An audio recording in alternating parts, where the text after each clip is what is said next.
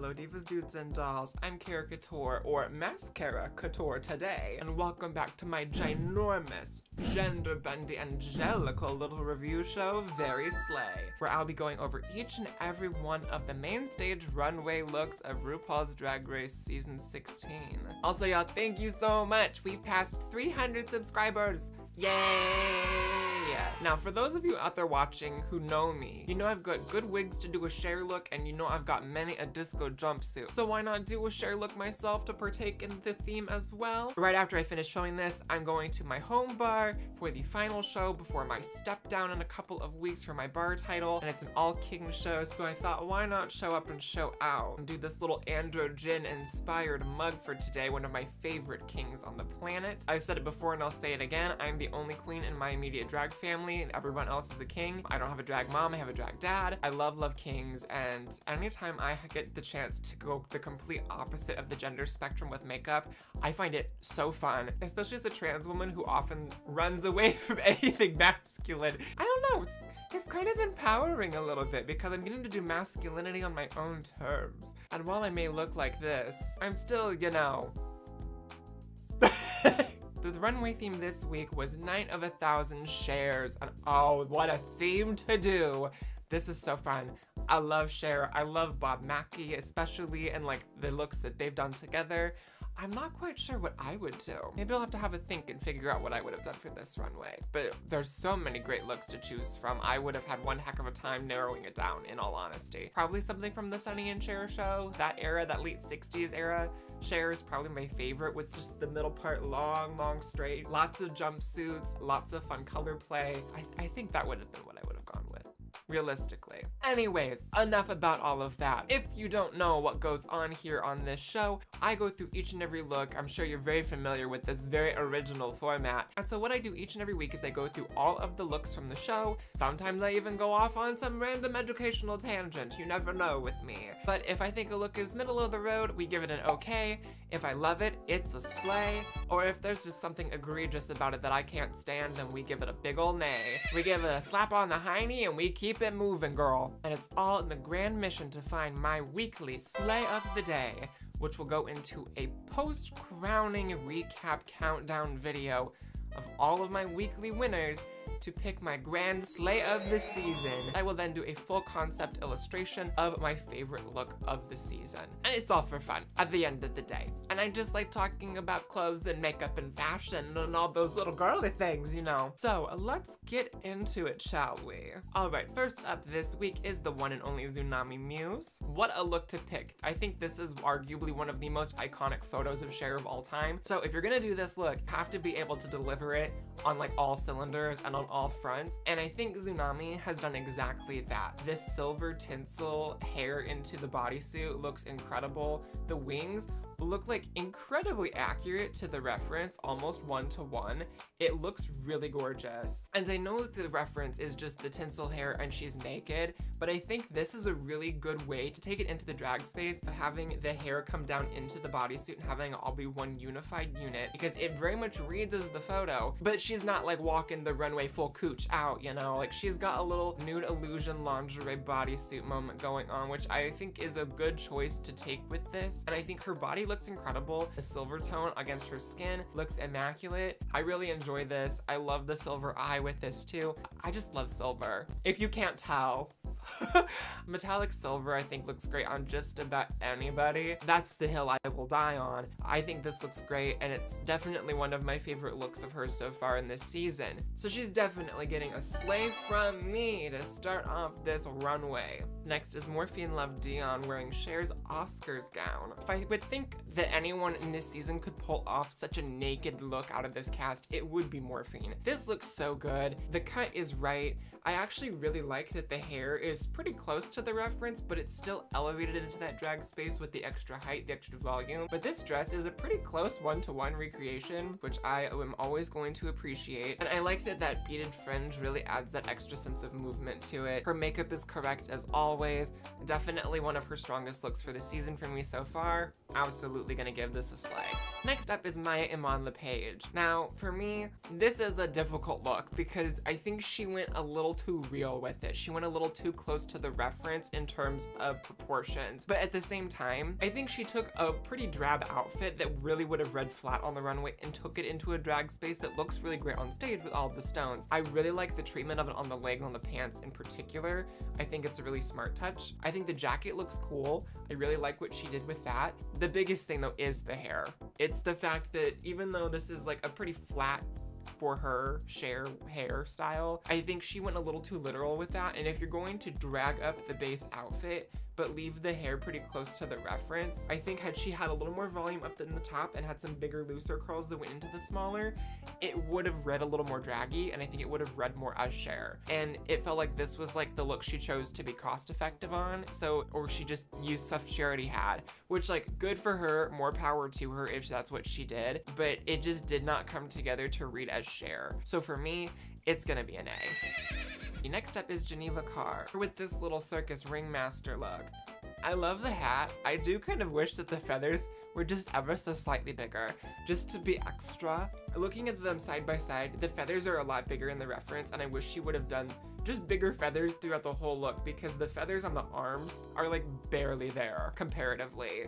I think Geneva's biggest issue with this is she definitely took some creative liberties with some aspects of this design, and that's fine. She added sleeves, she made it a full piece, but I think by doing that and making the pants higher waisted, like Ru said, she's got a very long torso, and the way she cut her body in this, I don't think did any favors for her. Realistically, I don't think there's anything that she could have done with this particular look to not make her torso look really long, whether she made the pants not high-waisted, whether she made it a full jumpsuit, whether she got rid of the sleeves and the cover-up in the midsection. I don't think there's anything she could have done to change that fact. But what I think she could have done instead maybe would have been pick a different look. Had she done a look that was like a full jumpsuit, I think she would have been able to hide it a little bit better. Because like Cher is a very long woman, proportion-wise. And I think there are ways that Geneva could have played with that to really be to her benefit, and I just don't think that she did. But at the same time, I also don't think there's anything like super egregiously wrong with this. I do wish that the pants had a bit more of a flare on them. They look more of like a straight cut. You know what? Here's what I would have done. More flare on the pants, more feathers on the hat and on the arms. Get rid of the sleeves altogether and just make this a full jumpsuit. Don't do the midsection. Just make it a full jumpsuit in that material. I think that would have done her a little bit better maybe. I think her makeup looks great. She looks great in dark hair, which we've seen already with her. For me, like, it's fine, so I'm just gonna give it an okay this week. Up next is Mirage, who I think is one of the few people in this cast who could pull off this particular outfit. I think this color looks gorgeous on her. It still feels pretty one-to-one. My biggest issue is I think that the diagonal is a little high. I think if she would have made it come a little further down and have it a little angled lower, not such a high angle cut, if it was just like a little more down, I think it would have been a little more flattering just with where like the nude panel is. I think had she brought that down a little bit lower, then that nude panel wouldn't be so large, because realistically, if this were actually like her body, she would be quite literally tits out for Harambe. There's nothing wrong with that, but I just think that when you do a nude panel illusion like that, and there's no like visible cleavage or like no visible skin there, it does look a little odd to the eye. This move's great on the runway. I think it could have benefited from a little bit more fringe, but the biggest thing that I have the issue with is, again, the RuPaul comment with this is that the outfit, great, the hair, great, but they are from two totally different eras of Cher. And I think had this just been like a look, like if she was saying like, this is me doing a purple look, cool, I think she would have been fine. I really like the look in those separate bits, but I think overall, they don't really work together the best, so I am just gonna give it an okay this week. And next up is Megami, and this look is one of my favorites of the night. This is so good. This is, to me, this is like, there's a lot of folks around where I live who come through town who do Cher, and this is like the look that everybody does. And this is far and away the best iteration of that look I have seen. This looks like aside from the original, this looks so good on her. This is fit so well to the body. The sheer cutouts are exactly in the right spots. The stoning is in the exact right spots. This just looks gorgeous on the runway. Black is really hard to wear on stage in general because the light that hits you, it just gets absorbed into all that black. So having the stones placed in like the exact right spot so it picks up in the right way is really important and really critical to making it look great on stage. This does. The light just dances across this bodysuit. It looks gorgeous on her, and this hair is the exact right proportion for the whole silhouette of this look and for the reference. This is great. I'm giving it a slay. Next up is Plain Jane, who, while I may not particularly like her, still really don't, my God, this dress is gorgeous, and it's gorgeous on her. My one issue I have with this is that whoever cut the layers in this wig cut the layers in the front too short, because if you look at the reference in the side by side, Jane's hair goes to about here, goes about to where my hair does now currently. Cher's hair goes to about here. So she needed a few extra inches there, and I thought at first it was gonna be cut kind of a similar length all the way around, and I was a little concerned, but when she turns you can see it's much longer in the back. There's more of the design treatment in the outfit to cover up the nude and cover up the nude illusion and all of that, which like Cher got away with, but when you've got a body that's as fake as Plain Jane's is, you can't really do that as easily unless you're gonna do the Jimbo like full silicone bodysuit. But I think either way, this is still very elegant, this is very glamorous, and this is far and away my favorite look she's done all season. Definitely one of the best looks this week. I have to give her a slay. Up next is a mandatory meeting as the Cher doll, which I thought this was a really cute reference to start with. My biggest issue is the skirt. I wish she would have done this in like a liquid satin, because if she would have done this skirt in a liquid satin, kind of like Sasha Colby's episode 1, her continental gown, that red liquid satin, and what Mistress Isabel Brooks wore for the finale, that level of sheen on that skirt, oh, it would have been heavenly. But I know that fabric is also like hard to work with, unfairly expensive. This is definitely the best her makeup has looked all season 2. I think she's really shown a lot of growth in such a short time. Had she done a look that would have allowed her to do a middle part, or the bangs were just a little bit longer to go past the brow bone, I think it would have been a little bit more effective. She's another one who I think the layers of the front are cut a little too short comparatively to the back. Overall, not a bad look, and I think the idea of doing the Cher doll compared to like a Cher iconic performance look, music video, whatever, is very camp, and it's just like little personal things that I have issues with. The rest of this look I really enjoy a lot, so I'm gonna give her a slay. Okay, next up is Dawn,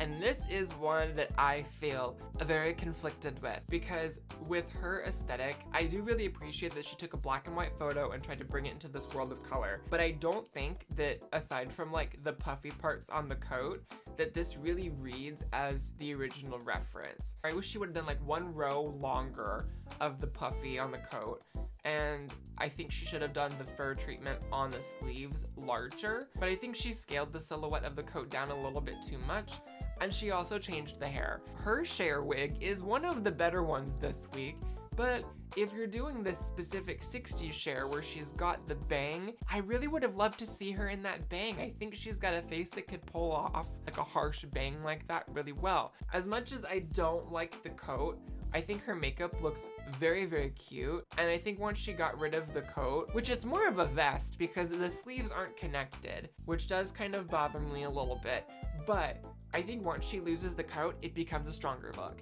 because it's more the really sleek 70s pantsuit moment, and I think this does feel like a very Cher-inspired look without being like super on the nose Cher, but when they're doing like a specific Cher tribute runway, I wish she would have gone just like a smidge more for the era accuracy and going a little closer to the reference, but like playing with the color, playing with the fun. I think it would have been really cool if she would have just come out completely grayscale, like gray makeup, gray outfit, everything. But I think overall, it's still pretty good. I'm just gonna give it an okay this week though. Up next is Q. And Q's another one who, these runways where it's a tribute look, she's devouring these girls. This is immaculate. The stripes are placed in the exact right places. They're cut in the right way. Everything looks fantastic on this. And what I actually really like about this is she's changed the neckline here, and it's a really subtle difference, but instead of the neckline kind of arching upwards and just coming across like it does in the original, it's got a little more of a modern silhouette to it where it cuts across the collarbone and kind of goes more into a sweetheart kind of thing. I'm not sure what the specific style of that neckline is because I don't sew. I think this neckline is much more flattering on cue than the original one would have been. The headpiece looks great, and once again, just another immaculate week for her. Give her a win already, RuPaul, because this is week 3 of her 3 weeks competing where she's been in the top, arguably the second place finisher. Just the slow walk as she presented this, it was so elegant. Such a great Bob Mackie tribute, and you can really tell that that era is where Q comes from fashion-wise. I love it. I also really loved her makeup. She just does like vintage aesthetic drag so well, but it feels at the same time modern. It's so good. It's so good, and I'm fascinated by her, and I just want to see how her brain works. So obviously, she's getting a slay. Next up is Plasma, our challenge winner this week. Easily the best look she has worn on the runway. This gown looks gorgeous on her. It is the exact proportion. Like, it's great. I love it so much. The stoning is right. The hairpiece is right, the earrings are right, the weight of the black of the skirt, it feels so heavy in comparison to like how light the top half of this feels. It's a great juxtaposition. It really does read as the reference. Easily her best presentation. The walk was correct. Just the way she moved this whole look across the runway, just so good. Yeah, the hair, I don't like the hair, but everything else is so correct. I have to give her a slay. Up next is Nymphia Wynn with this Egyptian look, which I know some people, I'm curious to see what the jury is going to say in the court of public opinion regarding this particular look, because she is wearing braids. It's not my place to say whether it's appropriative or not, but I feel like it's tipping into waters where people will say it is appropriative. So when she did this look, I was like, oh, why this one? I think she looks great in it. I think the presentation was fine. I think the accessories of this are the real star of the piece, and I think she took a really simple look and took it into a drag universe, which, you know, I love. I love when people elevate a look that's really plain into that next level, but I don't know, in comparison to her other looks, this isn't among my favorites, and Nymphia is probably my pick to win of the season so far. So given that, I'm really like kind of surprised that when she walked out, I went, oh, so that's the look. It's just okay for me, just okay. And finally, we have Cher-a Couture closing out this runway. This is perfection to me. This scale of everything is really what does it. This feels like a Vegas costume with the feathers, with the stoning, the color. This blue on her, I love her in blue. I love like a bright blue, a light cyan cerulean moment on a melanated person. I think it is a gorgeous color combo. And the hair, the headpiece, all of it, the jewelry. This is how you do Cher, but make it like pageant drag. This is for me, just like, there's nothing wrong with this. Everything about this is perfect. I don't think I can say anything against it. So I'm going to be giving her a slay, absolutely hands down. Alrighty, that wraps up all of our Cher looks for this week. And now we have to pick our slay of the day. And I genuinely don't have any idea which one I will do because there's a few that I'm going back and forth between as I'm doing this. I think just because of the scale, the accuracy to the reference, and just the overall impression I had when I first saw it around the corner, I'm gonna be giving this week's slay of the day to Cher-a Couture. So that is now our third queen in the running for the slay of the season with Q and Nymphia. So we'll see who gets added to it next week, or if one of our three is gonna get their second or third look in the running. You never know. And that's gonna be it for this week's season 16 edition of Very Slay. And if you're sitting there thinking, what do I do now that the video's over? Oh no, I'm so sad. Well, Diva, you snap out of it. You hit that darling little subscribe button, you ring that notification bell, and then you go go watch even more episodes of Very Slay because we are also covering UK versus the world, España All-Stars, Belgique Season 2, and Season 16, all simultaneously.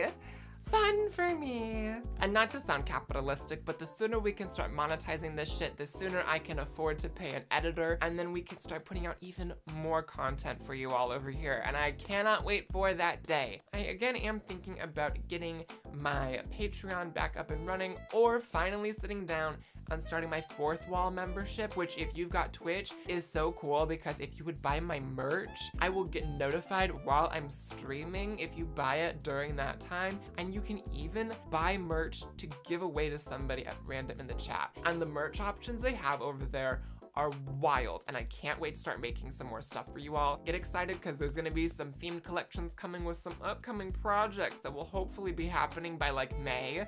We'll see.